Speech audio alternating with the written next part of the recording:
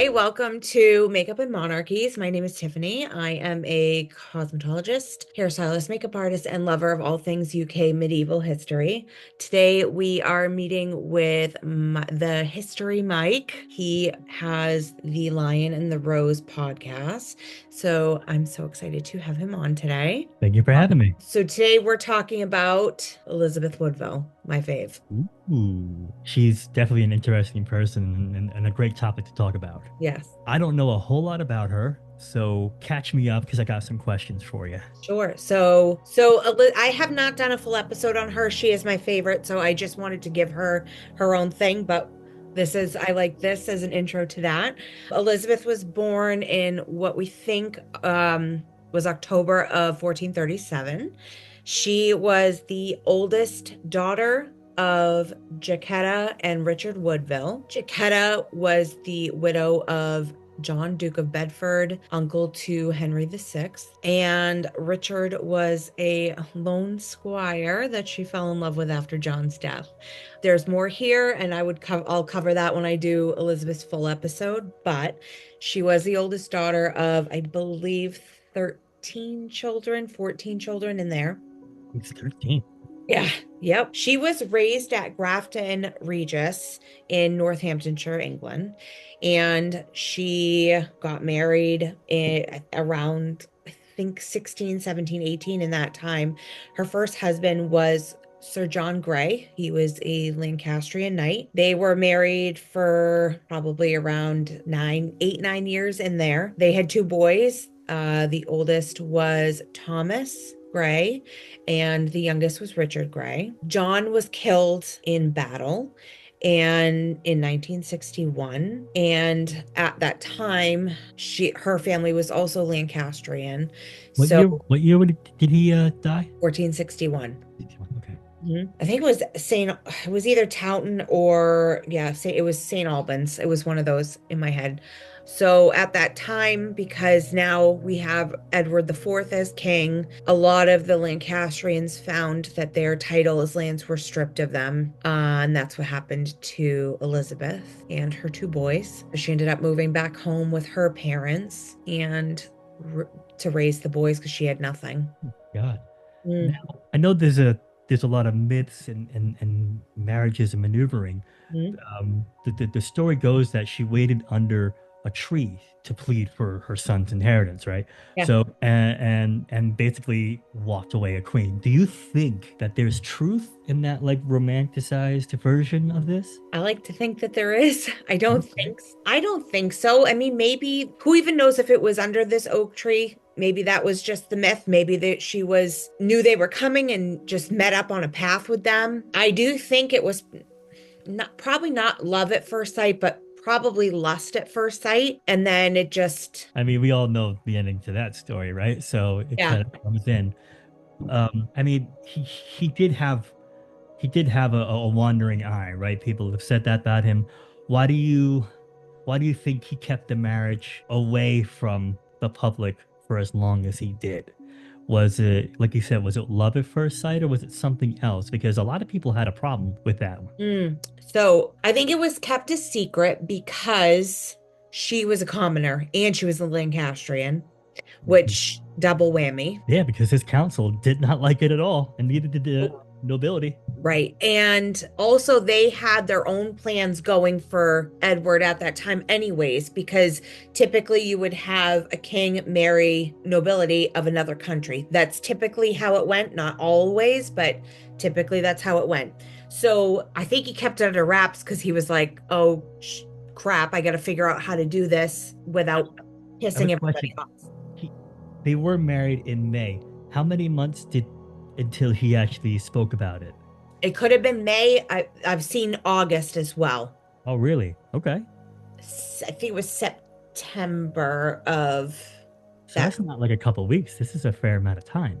Could have been. It could have been a Into couple May, weeks yeah. if it was August. I think traditionally it said it was May Day, so May 1st in there, but I don't, again, I mean, it's like almost like playing telephone sometimes when you like the story's told, but things get changed and mixed around. So it could have been May, it could have been anytime that summer. But I think he was trying to figure out how to deal with, Warwick.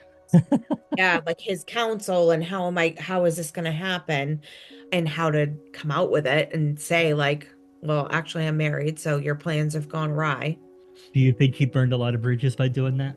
Yep, Ooh. I do. By whom? Oh, I think that put a huge wedge between him and I have another name for him, but between him and Warwick, that wedged because Warwick was trying to negotiate with Yeah, we all a know bride Warwick, for right? him for Edward, and then he comes in with a fast one. So that just went awry. And Warwick's a very selfish or was a very, in my opinion, was a very selfish person. Politically savvy. He didn't do anything if it didn't. Can, benefit himself. Yeah, Do you think this is also a way for Edward to exercise a little bit of independence I and do. this is me, this is what's happening? I Mhm. get that too. Because for a long time prior to that, I mean, for years prior to that, he had been trained and guided by Richard Warwick himself and his father, Earl of Salisbury, Richard's father. So this was, and he was younger. So now it was like, okay, well, now I'm king. And I want to do this the way I want to do this, not the way you're telling me to do it. Of course. Wow. Just that little thing would basically unbalance everything for a little while. It's crazy how it works. I think it set, I think it threw not literally, but I think it threw the world on its axis. Like, I think it just changed the whole course and how things would have been so much different had he Mm. not done this. If he never married her, then we would never have gotten what happened. And, No, so it changed everything. it's weird. We have the ability of hindsight, but Mhm.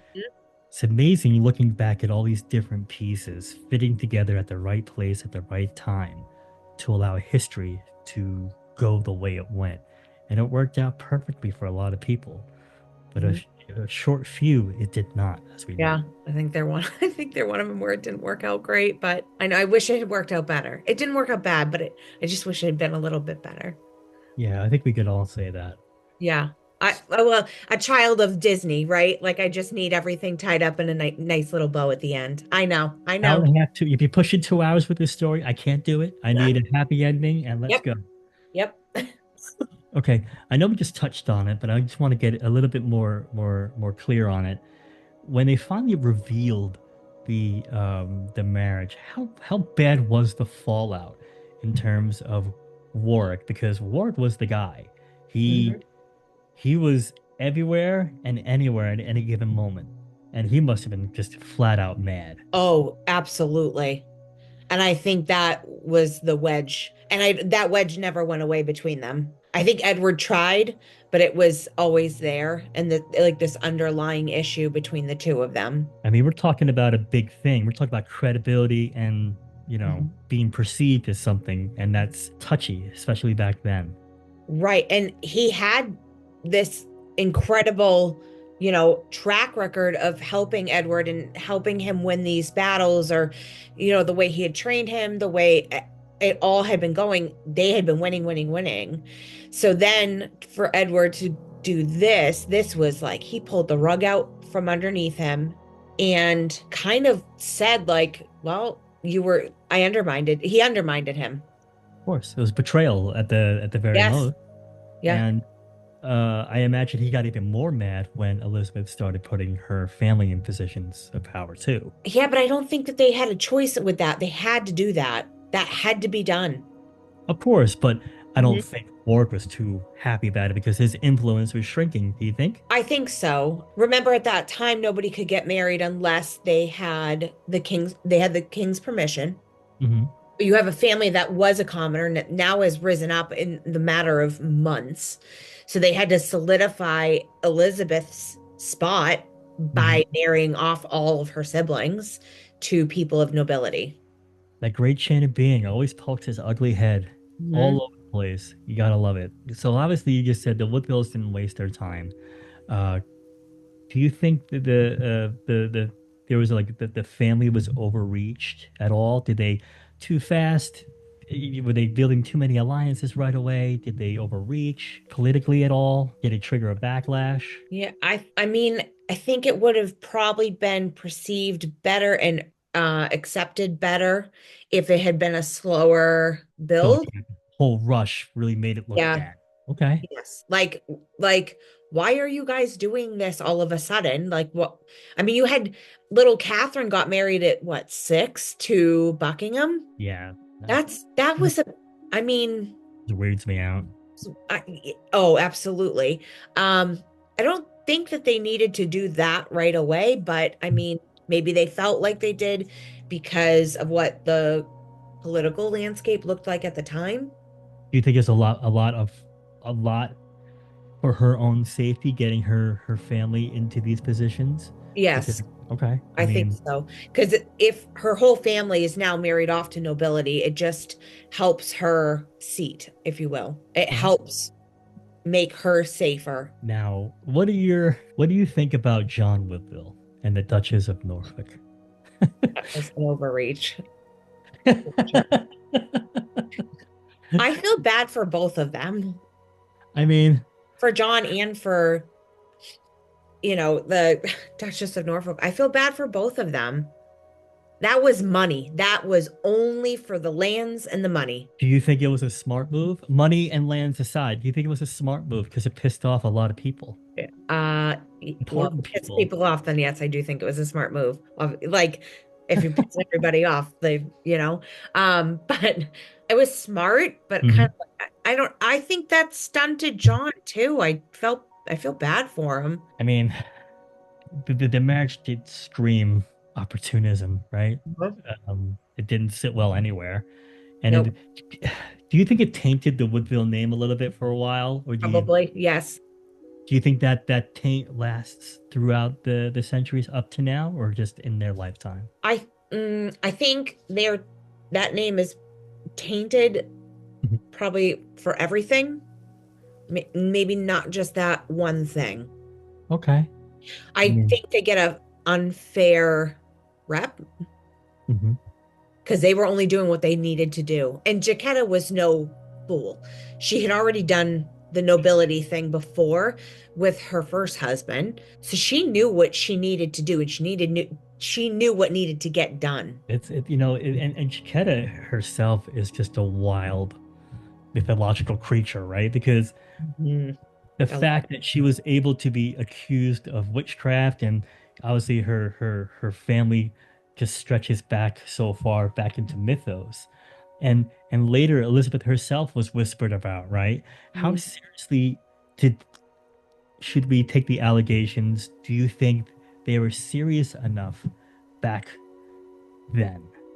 Because her obviously Chiquetta got a little bit of gruff for it, right?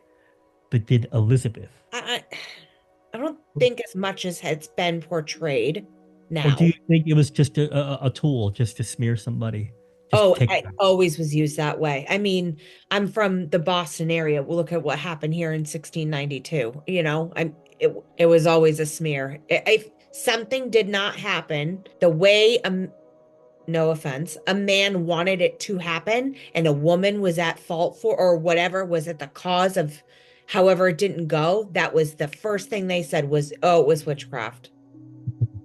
I feel like that's a crutch that happens a lot, not just Oh, yes. in this, but even later. I mean, look at Anne Boleyn. She got accused of that too, bewitching the king. But Chiquetta was accused in 1469 and then cleared. So it was just it felt like it was meant to discredit her. And also we all Yeah. know that Elizabeth never stood trial for anything.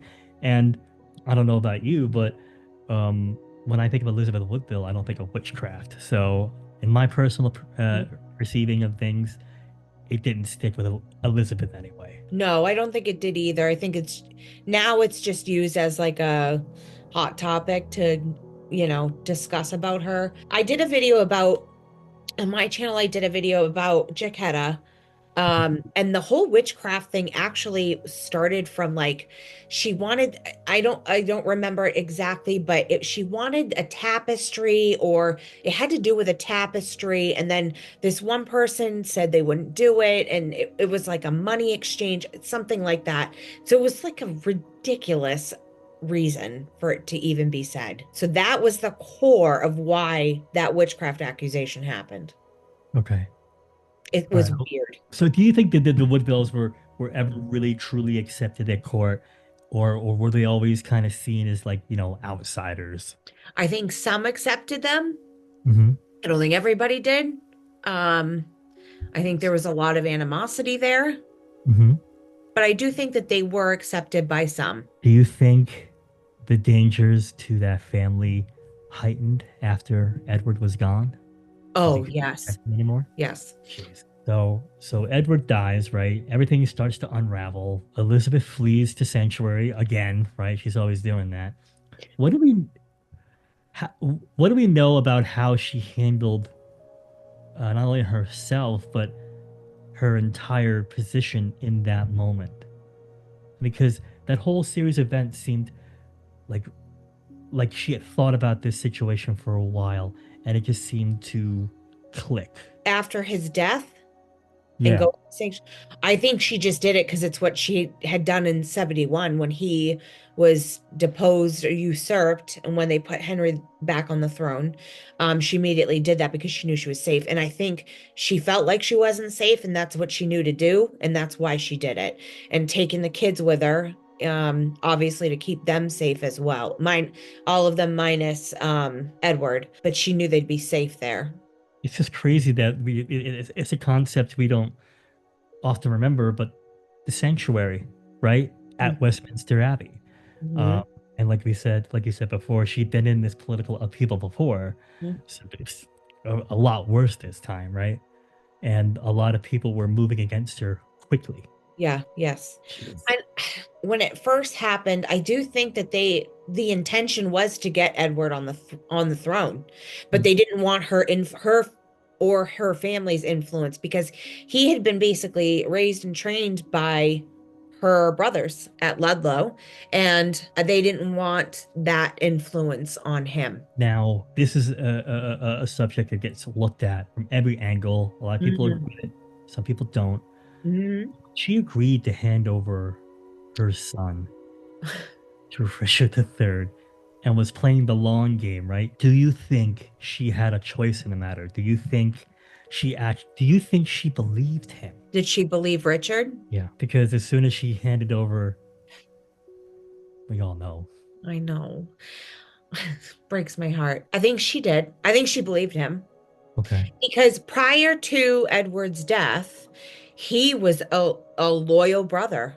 Absolutely he was, yeah. And a lot of people forget that about him. Right. And knowing what that part of him was her brother-in-law, knowing how loyal you just kind of have to, again, people are people. So you kind of have to put yourself in the shoes and be like, well, it's my brother. Like, he loved his brother. He loves his nephews. Like, why wouldn't I trust him? Why wouldn't I trust him with these kids? He's done nothing to give me any other thought. No, it's wild because everybody says Occam's razor, right? I mean, it's tough, but I want to, this is just my opinion. I think Occam's razor. I think Richard was holding all the cards. He could have done what he wanted, and the pure fact that he didn't try to dispel anything, it looked really bad. I mean, that's not evidence. Everything is conjecture, of course, Yeah. but it just doesn't. At the very least of it, it doesn't look bad for Richard. It looks bad for Richard. Yeah, I think too, there was a lot going on that's not talked about a lot either. Meaning, shortly after Edward the Fourth's death, there was rumor that France was looking to now invade because they knew a boy king was on the throne.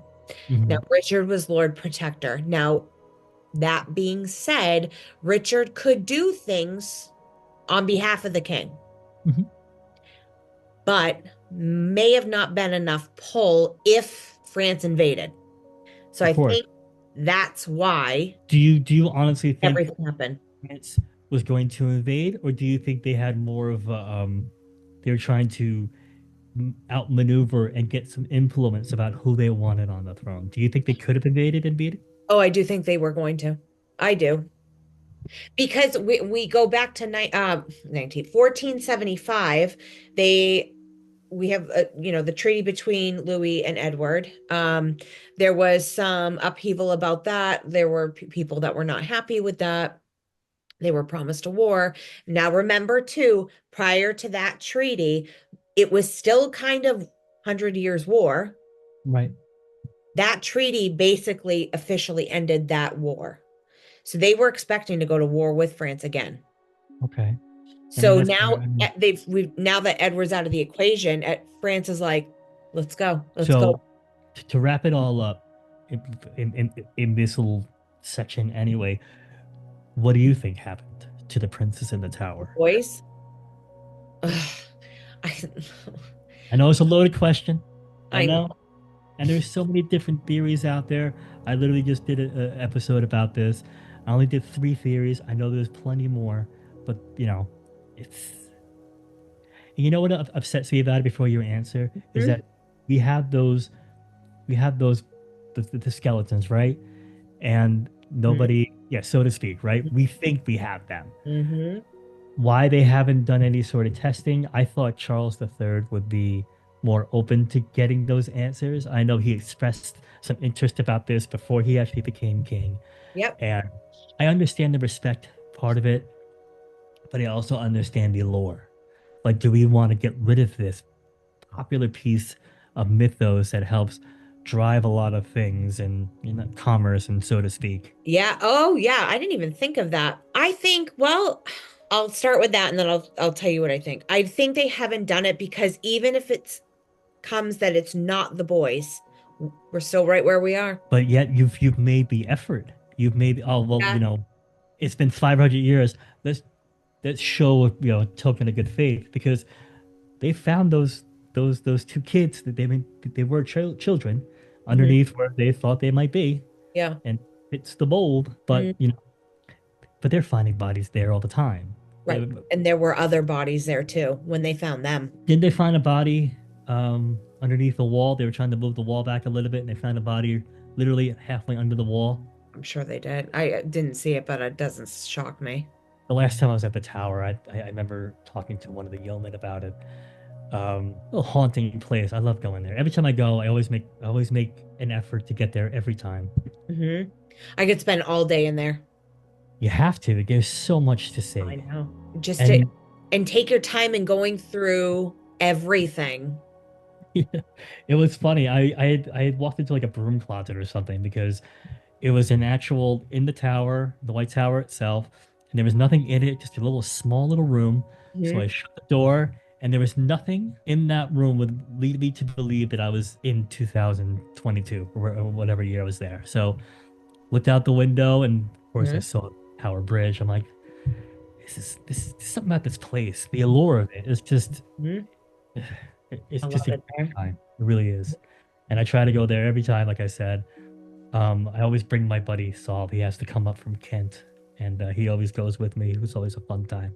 Yeah, I love it there. Do I think the boys were killed there? Yes. And as much as my heart, I don't want to believe that, my head tells me yes. I hope that those boys got out. And I think again, that's probably the mom in me and having a child close to that age, a Mhm. little bit older now, but it's just none of us want to ever think about that, right? It's heartbreaking. Cool. I do not think Richard called for their death. I do not think he called for their death. Mhm. I was talking to a friend. He's on Instagram, Tenor Max. So we were discussing it and we were talking about it, and I had said that I do not think that Richard called for those boys to be taken out. And he brought up a really good point, and I hadn't really I think I was looking at very black and white, and this is a very gray area what he brought up. He said maybe it was like take care of them, but meant like exile them, get them out of here, move them to Scotland, put them in Flanders or something. Go to put them in Calais, take care of them. Do you think But that would the type of thing that would be written in a court document or no? probably not.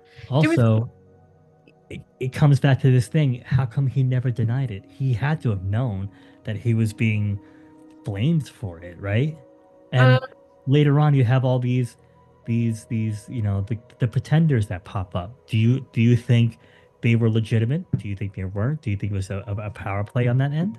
I want them to be, but I don't think that they were real. I really do want that. I mean, if it comes out that it was him, oh, what a Wild. relief. Right. But at the same time, so yeah, I think that Richard had said, like, get them, take care of them, not meaning to kill them to get them out. And then the knights took it almost, and like Max had said, almost like Thomas Becket, a misunderstanding, and then they were taken out. And I think if Richard called for their deaths, their heads would have been on spikes because it would have said, and I know Nathan Amin views this very differently, but I think it would be very who of Richard to go, they're right there. Stop fighting for them. I am king. End of story. That he becomes another usurper. Everything they've said about him is correct, though. I mean, it's such a tangled. Hmm. There was no denial, and that was the big thing for me. I mean, it's not a lot, but like, it's just. I mean, yeah, the lack of denial, the lack of even looking at it or acknowledging it, I kind of have an issue with, and that's just like my own personal thing. He didn't Now, say it happened either. So there was no, no nothing. but like, also that's also ignoring the 800-pound elephant in the room, right? I mean, at some point you have to acknowledge it, and he just never does. Mm. Yeah, but he never acknowledged when they were talking about the rumor was spreading about him wanting to marry his niece, Elizabeth of York. I mean, this is just a little different. You're talking about Right, marriage, and you're talking about murdering marry two your niece. children too. Mm. Yeah, I mean, But he it's never gross. acknowledged that either. It's gross. Oh, yeah. But he doesn't Um, say anything. that's fair. Now getting back to Elizabeth, really, do you think she believed Henry Tudor could win when she aligned with Margaret Beaufort? I mean, this is where the she really turns into like a political matchmaker, right? Mm. So, Well, I'll back up a little bit again, going back to Richard, because it was after Anne died, his wife, Anne Neville, mhm. Queen consort. She dies, then he's trying to get a marriage between him, and I think it was nobility in Portugal, but he was also at the same time trying to marry Elizabeth of York to one of her family members as well. Yeah. I think it was Portugal. It was either Spain or Portugal. So I think Elizabeth was smart because if Richard won, she still would have been married to like nobility in another country. If Richard lost, she had a betrothal going with the new king. And this is one of those cases where love really's got nothing to do with it at this point, Right. right? Right. Yes. You So I jump a think. little bit if you want. Like she was so present throughout this Mm, entire thing. mhm. And then we all know the Battle of Bosworth, how that went. Once Henry did become king, she just kind of just vanishes.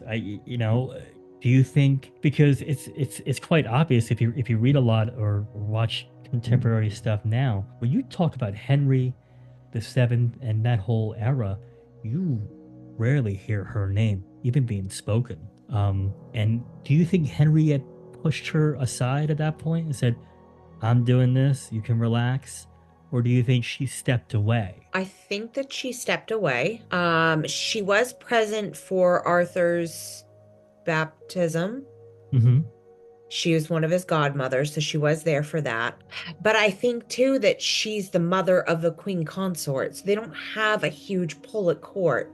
Right. So I Do think you that's do you think she was broken, or just this last little stint was her last hurrah, and she said, I can't. My time is over, and just kind of be there if they need me to be, that kind of deal. yeah, a little bit. And I'm sure she was exhausted. I mean, look what just happened. for 30 years. She went through a lot. So I think that she also had younger children at that time too. I mean, even upon her death, she still had a 9-year-old. The youngest was 9, Well, Bridget. and her death is even shrouded in mystery. I mean, I know in 2019 those letters came out that she may have died of plague. Yep. Does that does that really change how we view her exit and her funeral not being remembered as such? I mean, if it was the plague, that does make sense why it was so private, but she kind of went the religious route.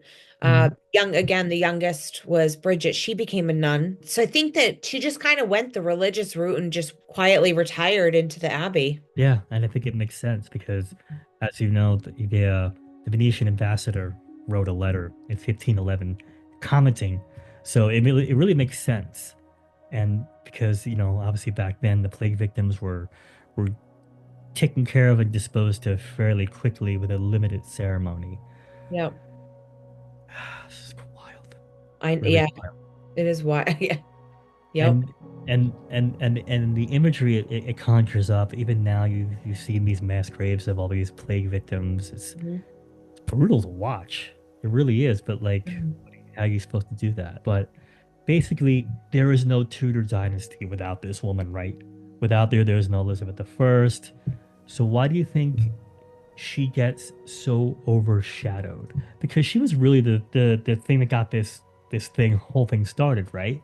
I think she gets overshadowed because of what happens after her death Okay. and prior. There was a lot of massive events that happened, and I think what she accomplished and what she did just kind of gets swept under the rug, and people end up talking about her grandson or her husband or brother-in-law. I mean, she's obviously not as Mm, dramatically perceived, but I think she's no less important. I agree. If you could describe her in one word, I know it's gonna be a tough one. One word, what would you pick? How do you describe her? Strength, strong. Mhm.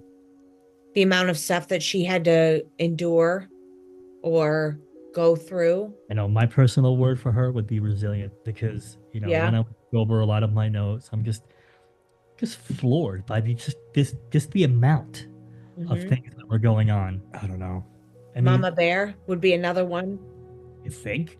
Oh, Now, do you think that she was a tragic figure, or was she a survivor? Survivor. I Because think I think, history has made her a tragic figure. I mean, she's definitely had tragedies in her life. Do Yep. you think that overshadowed a lot of what she had accomplished? Yes. Maybe at first. Yeah. But I think history has painted her in a as a tragic figure. But I think in reality, she survived. She survived a lot. I mean, if nothing else, it's endurance, right? Yeah. I mean, even going back to the first marriage, she survived being a Lancastrian as with a York king. She survived Warwick. She survived, Not easy, by the way. no, she survived her first sanctuary, and she survived. There was a lot of death and sickness and illness. She survived for, Mhm. a long time. So I think she's a survivor. I think it's a good way to pinpoint her if you had to. Yeah. I mean, she's so many definitions, and I think the more people get introduced to her, if they already are, get more detailed about who she is, I think her popularity will start to go up. Unfortunately, it's she's such a shadowy figure for no good reason. Mm. But I think the White Queen really helped her that series, and it was beautifully done. It is a great series as a show. That's it's amazing. Is it historically accurate? No, Mm. not always, not completely. That's okay. It's TV. To me, it's okay. It's TV. I mean, if you want to find out the truth, go do the research and find it. But as a drama series, it was great. But I think that helped her a lot. I think that helped her resurgence. Like, I know it really triggered me. I have always been into this stuff, but that really like catapulted me. No, I love it too. And um, when I start to research this topic, you'd be surprised how little Hmm. material there is out there to even read. That Hmm. a lot of the stuff does tend to be mixed with a little bit of somebody else's own imagination. Hmm. Um, I know I just read a book recently. You probably read it too. It was Women of the Cousins War, and she was one of the big characters in that book, and really really good detail and some good stuff in there. But few and far between, unfortunately. I think that should probably end. And I think that probably, I bet that had to do with Henry the Seventh and Eighth, even though that was mother-in-law and grandmother. They kind of, if it didn't fit to their narrative, they got rid of a lot of stuff. Um, I mean, they do tend to cast a big shadow to begin with, right? And they're always that Tudor perception, right? So shift the focus, get rid of the stuff, and then throw propaganda out, right? mhm. Wow, what a topic. She really is a unique figure, and she is the reason why we have a dynasty that so many people do love and endear still today. So, Yeah. gotta give some credit where credit is due. Yeah, I always say like Catherine of Valois is the mother of the Tudor dynasty, but Elizabeth is too. Because Mhm. without Elizabeth of York, then we wouldn't have had. Yeah. I mean, also, I mean, Beaufort's no slouch either, right? We can't forget her. So, Yeah. really have the Trinity happening here. Yeah. That's all we have for you today. If you Oh. have not done this yet, please make sure that you subscribe to the channel and give this video a like. I can be found on TikTok and Instagram at Makeup and Monarchies. Mike? You can catch me. I have um I'm on also TikTok and Instagram as the History Mike. Facebook, I'm at Facebook and YouTube as the Line in the Rose. You can catch my podcast, The Line in the Rose, on Apple, Spotify, or Podbean. All right. Well, hopefully we This get was to do fun. this. I loved it. I Yeah, really this was. It was was a good great. time. Yes, I agree. We'll do this again and get another topic. It's plenty to pick from. It's endless. It is endless. Okay. All right. Well, thank you so much. Thank you No for watching. problem. We'll see you in the next one. Thanks for watching. Bye.